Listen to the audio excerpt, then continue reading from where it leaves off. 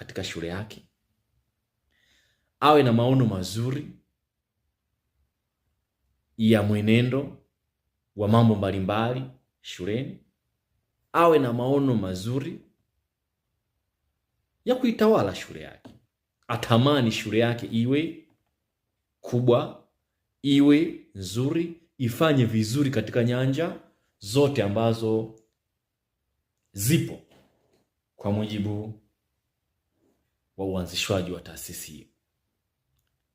Lakini mbili, lazima awe na uwezo wa kusimamia taaluma, na asimamie taaluma kwa nguvu zote.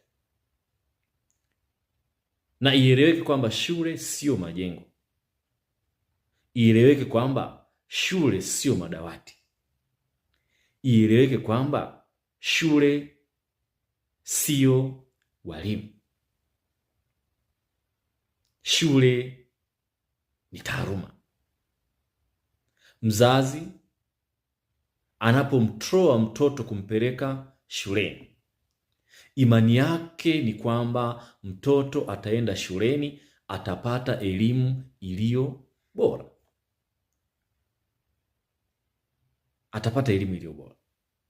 Mtoto akienda shuleni, hata kama kuna mazingira mazuri, kuna walimu wazuri, kila kitu kipo vizuri, lakini at the end mtoto akionekana kwamba hafanyi vizuri,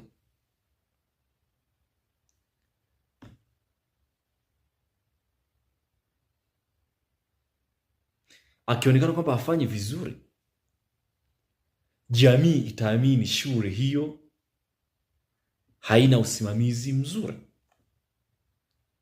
kwa shule hiyo sio shule bora. Kwa eneo la pili ni taaluma.